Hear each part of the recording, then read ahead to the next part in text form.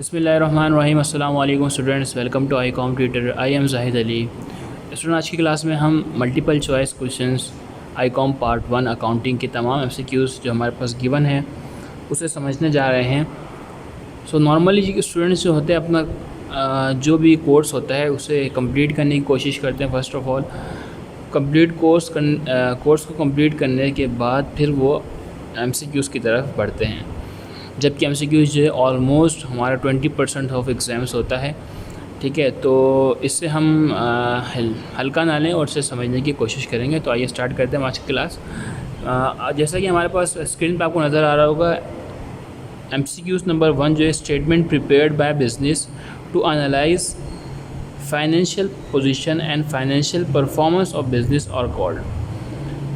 वो कौन सी स्टेटमेंट है जो हमारी फाइनेंशियल पोजीशंस को और फाइनेंशियल परफॉर्मेंस को बताए, हमारे बिज़नेस की फाइनेंशियल पोजीशन कि हमारा बिज़नेस कहाँ खड़ा है और फाइनेंशियल परफॉर्मेंस कि हमारे बिज़नेस ने इस दफ़ा कैसी परफॉर्मेंस दी।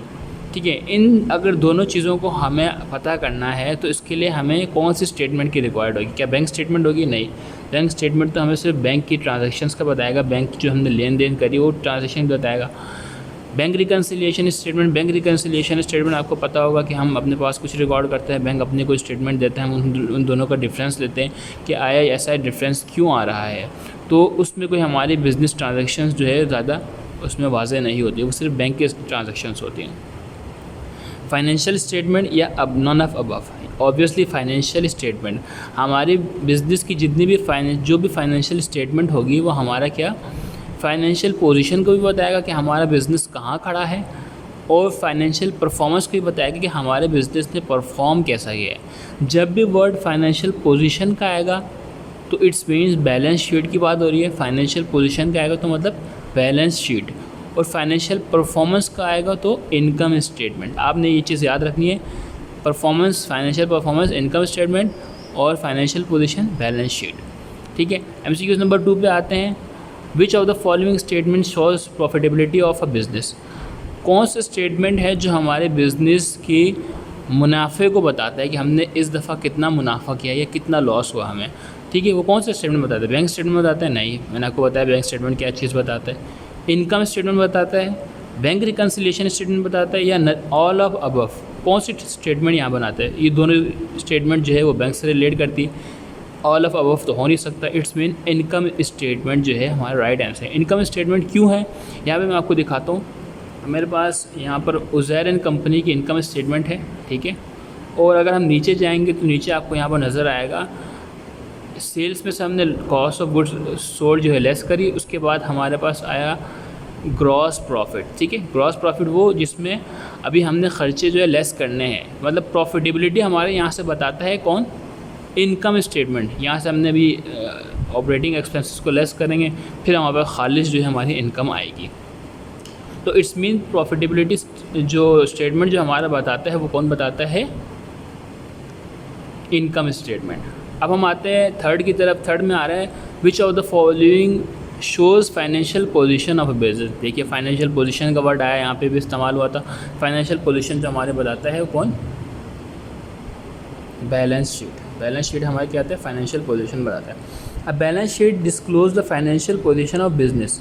फाइनेंशियल पोजीशन को डिस्क्लोज करता है फॉर अ गिवन पीरियड, जो पीरियड हमें गिवन हो। क्या सिर्फ उस पीरियड की फाइनेंशियल पोजीशन बताता है कि हमारा बिज़नेस इस दफ़ा कहाँ पर खड़ा है, हमारे एक्सपेंसेस क्या है, हमारे लायबिलिटीज़ क्या है, हमारा एसेट कितना बचा है, हमारे पास कितनी इनकम हुई है, और हमारे इस दफ़ा प्रॉफिट हुआ है, लॉस हुआ है। तमाम चीज़ें जो है बैलेंस शीट में गिवन होती है हमारे पास। तो क्या वो चीज़ हमें सिर्फ स्पेसिफिक पीरियड की बताता है on a certain fix date? क्या उस फिक्स डेट की बताता है कि इस डेट को हम कहाँ खड़े हैं? फॉर द होल ईयर, पूरे साल का बताता है, या ऑल ऑफ अबव?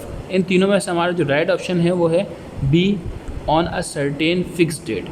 जैसे हमने आज बैलेंस शीट बनाई तो आज की डेट का वो बताया कि आज की डेट को हम कहाँ खड़े हुए हैं, आज की डेट को हमारा बिज़नेस कहाँ खड़ा हुआ है। नेक्स्ट डे जो है हमारे में भी पॉसिबिलिटी है हमारे प्रॉफिट बहुत बढ़िया है, बहुत कम हो जाए, तो वो फ्यूचर की बात नहीं कर रहा, वो आज की डेट की बात कर रहा है जिस दिन हमने बैलेंस शीट अपनी बना दी। तो on a certain fix date. ठीक है, फिर हम आते हैं MCQ नंबर 5 पे। द ग्रॉस प्रॉफिट अर्न और gross loss suffered by a business in shown gross profit और ग्रॉस लॉस। अगर हमें फ़ायदा होता है या हमें नुकसान होता है, जो भी होता है वो हमें कौन से स्टेटमेंट बताता है। मैंने आपको यहाँ पीछे भी दिखाया था, देखिए यहाँ पे आपके पास आ रहा होगा ग्रॉस प्रॉफिट, हमें प्रॉफिट हुआ है। अगर लॉस होता तो लॉस भी यहीं पे आता। तो ये कौन सा स्टेटमेंट है हमारे पास? Income statement. तो हमारे पास ग्रॉस प्रॉफिट और ग्रॉस लॉस हमारे पास आएगा इनकम स्टेटमेंट में, न बैलेंस शीट में, न सेल्स जर्नल में, न लेजर में। अच्छा, 6 में आएगा cost of goods sold equal to, cost of goods sold किसके बराबर होता है? ठीक है, कॉस्ट ऑफ गुड्स सोल्ड यहाँ आ रहा है सेल्स माइनस परचेज। सेल्स में से हम परचेज को माइनस करेंगे तो कॉस्ट ऑफ गुड्स सोल्ड आएगा। सेल्स में से क्लोजिंग इन्वेंट्री को लेस करेंगे तो आएगा। सेल्स में जब प्लस करेंगे क्लोजिंग इन्वेंट्री तब आएगा, या opening inventory plus purchase minus closing inventory, या ये करने से हमारे पास आएगा cost of goods sold. Cost of goods sold किसके बराबर होता है? हम देखते हैं यहाँ पर cost of goods sold. Opening inventory में हमने क्या किया? ऐड किया परचेजेस को, लेस किए इन चीज़ों को, परचेज रिटर्न को, फिर हमने क्या हुआ? लेस किया एंडिंग इन्वेंट्री को। यहाँ पे देखिए ओपनिंग इन्वेंट्री में परचेजेस को ऐड किया और क्लोज किया एंडिंग इन्वेंट्री को। ओपनिंग इन्वेंट्री में परचेज को ऐड किया, एंडिंग इन्वेंट्री को लेस किया, तो हमारे पास क्या किया? Cost of goods sold. तो हमारा लास्ट ऑप्शन जो है वो क्या है? राइट है, डी। अच्छा, net sales is equal to, net sale किसके बराबर होता है? Net sales, sales minus closing inventory, sales minus operating expense, sales minus sales return minus sale discount, sales minus opening inventory. तो इसमें से हमारा राइट आंसर कौन सा होता है? नेट सेल्स निकालने के लिए हमारे क्या करना है? सेल्स में से सेल्स रिटर्न को माइनस करेंगे और सेल डिस्काउंट को माइनस करेंगे, तो हमारे पास क्या आएगा? Net sales. ये मैं आपको दिखा देता हूँ। यहाँ पर देखिए सेल्स था, सेल में से हमने लेस किया सेल्स रिटर्न, फिर सेल्स डिस्काउंट को भी लेस किया, फिर हमारे पास क्या है? नेट सेल्स आई। ये हमारी सेल्स थी, इन दोनों में हमने डिस्काउंट और उसको लेस किया और हमारे पास क्या कि नेट सेल्स। तो नेट सेल्स निकालने के लिए हमें क्या करना पड़ेगा? ये हमारा ऑप्शन है सी, जो है हमारा राइट ऑप्शन है। फिर हम आते हैं एमसीक्यू नंबर 8 की तरफ। 8 में देखिए, if the gross profit earn by Harem industry is 2,50,000 and its net profit is 50,000, then operating expenses are. उसने बोला है कि ग्रॉस प्रॉफिट जो है हमारा जो है वो है 2,50,000 और नेट प्रॉफिट जो है 50,000। 2,50,000 ग्रॉस प्रॉफिट है, मतलब ये खालिस इनकम नहीं है। मैं आपको यहाँ पे दिखाता हूँ। जैसे इन्होंने कहा ग्रॉस प्रॉफिट जो है हमारे पास है वो 2,50,000 है, और इनके पास जो है नेट प्रॉफिट जो है इनका वो कितना है? 50,000। इट्स मीन कि इन दोनों का जो डिफरेंस है वो हमारे क्या एक्सपेंसेस हैं, क्योंकि हम यहाँ पर एक काम करते हैं। क्या काम करते हैं मैं आपको दिखाता हूँ। हम लोग यहाँ पर ग्रॉस प्रॉफिट से तमाम अपने क्या ऑपरेटिंग एक्सपेंसेस को लेस करते हैं। ग्रॉस प्रॉफिट तमाम ऑपरेटिंग एक्सपेंसेस को लेस करते हैं, हमारे पास क्या आता है? नेट प्रॉफिट आता है। ग्रॉस प्रॉफिट जो है हमारा जो है 2,50,000 है, और नेट प्रॉफिट जो है हमारा आया है, कितना आया है? नेट प्रॉफिट जो हमारा आया है वो है 50,000। तो इट्स मीन जो है वो हमारा 20,000 रुपये जो है वो हमारा क्या है? ऑपरेटिंग एक्सपेंसेस है। 20,000 रुपये हमारा ऑपरेटिंग एक्सपेंसेस है। यहाँ आपको दिखा देता हूँ हमने कैसे किया है। अगर आप इनकम स्टेटमेंट पे जाएंगे, ये देखिए, अगर आप इनकम स्टेटमेंट पे आएंगे तो आपको इनकम स्टेटमेंट में यहाँ नज़र आएगा कि ऑपरेटिंग एक्सपेंसेस जो है हमने ग्रॉस प्रॉफिट जो हमारा था उसमें से हमने तमाम एक्सपेंसेस को ऐड करके यहाँ पे लेस कर दिया।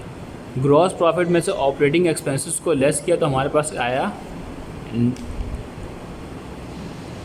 Net profit. ठीक है, नेट प्रॉफिट हमारे पास आया। नेट प्रॉफिट मतलब हमने अदर इनकम्स को ऐड किया तो हमारे पास नेट प्रॉफिट आया। तो इट्स मीन कि हमारे पास अदर इनकम्स तो थी नहीं। अगर अदर इनकम्स हमारे पास होती तो यहाँ पर हमें मेंशन करते हैं। ठीक है, तो हमने क्या किया? 2,50,000 में से इस 50 को माइनस किया तो कितना बचा? 2 लाख। 2 लाख जो है हमारा क्या है? ए जो है ये हमारा राइट आंसर है। 2 लाख जो है हमारा क्या है, ऑपरेटिंग एक्सपेंसेस है। जी तो स्टूडेंट, इसी तरह अगर हम MCQs नंबर 9 पर आएँ तो आपको यहाँ नज़र आ रहा होगा कि तस्वीब industries earns a gross profit of 4 lakh and the net profit is 20% of gross profit. Then operating expenses of company, हमने क्या करना है, ऑपरेटिंग एक्सपेंसेस बताने कंपनी के। इन्होंने 2 चीज़ें हमें बता दी है, एक ग्रॉस प्रॉफिट बताया है और एक नेट प्रॉफिट बताया है। ग्रॉस प्रॉफिट जो मैं आपको यहाँ पर दिखा देता हूँ कि ग्रॉस प्रॉफिट जो है उन्होंने बता दिया कि हमें हुआ है 4 लाख रुपए का ग्रॉस प्रॉफिट, ठीक है। और नेट प्रॉफिट जो है वो क्या है, 20% है 4 लाख का। 4 लाख का अगर हम 20% निकालें तो ये हमारे पास होता है 80,000, ठीक है। 80,000 है क्या है, हमारा नेट प्रॉफिट है और ग्रॉस प्रॉफिट हमारा ये है। अब हमें निकालना है ऑपरेटिंग एक्सपेंसेस। ऑपरेटिंग एक्सपेंसेस निकालने के लिए हमें पता है कि ग्रॉस प्रॉफिट में से हम लेस करेंगे ऑपरेटिंग एक्सपेंसेस को तो हमारे पास आएगा नेट प्रॉफिट।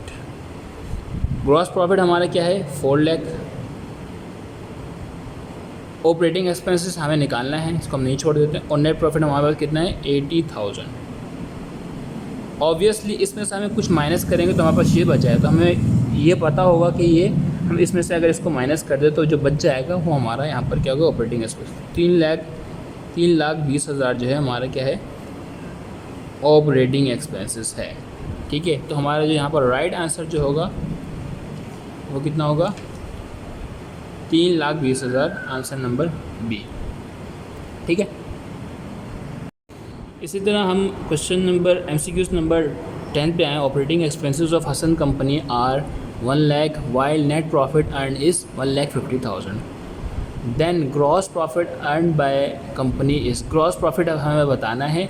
हमें क्या किया हुआ, नेट प्रॉफिट बता दिया है और ऑपरेटिंग एक्सपेंसेस बता दिया। यहाँ पे मैं आपको दिखा देता हूँ कि हमें पता है कि हम ग्रॉस प्रॉफिट में से हम ऑपरेटिंग एक्सपेंस को माइनस करते हैं तो हमारे पास आता है नेट प्रॉफिट। अब इन्होंने हमें जो है ग्रॉस प्रॉफिट हमें जो है दिया हुआ है क्या, operating expense of company are 1 lakh. Operating expense दिया हुआ है 1 लाख,